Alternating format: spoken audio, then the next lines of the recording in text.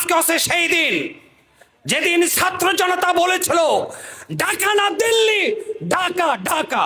আজকে হচ্ছে সেই দিন যেদিন শহীদ শান্ততা রক্ত দিয়ে বাংলাদেশকে বুঝিয়ে দিয়েছিল এই বাংলাদেশ আর সেই বাংলাদেশ নাই যেখানে ফ্যাসিবাদের রক্তে রঞ্জিত হয়ে বাংলাদেশের স্বাধীনতা সার্বভৌমত্বকে দিল্লির হাতে তুলতে দিবে না।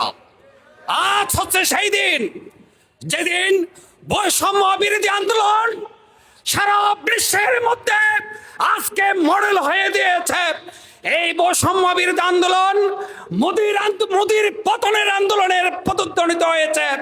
আজকে এই বৈষম্য বিরোধী আন্দোলন সারা বিশ্বের মধ্যে যে সমস্ত ফ্যাসিস্টরা শোষণ নিপীড়ন নির্যাতন করছে সেই নিপীড়নের বাঁশখালীবাসী আপনারা ভুলে যাবেন না আপনার কি জুলুম এবং নির্যাতনের মধ্যে ছিলেন।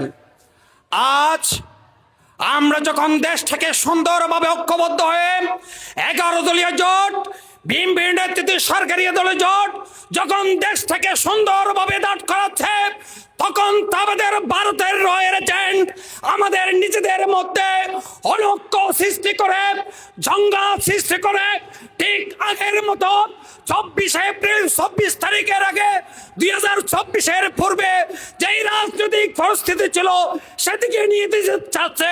সুতরাং আমাদেরকে নাক চোখ কান খোলা রেখে আমাদেরকে কথা বলতে হবে, চলতে হবে। এদেশ আমাদের, এদেশ কখনো ভারতের তাবেদার হতে পারে না, এই দেশ কখনো মার্কিন মুলুকের তাবেদার হতে পারে না, এই দেশ কখনো রুশ ভারতের দালালের হতে পারে না।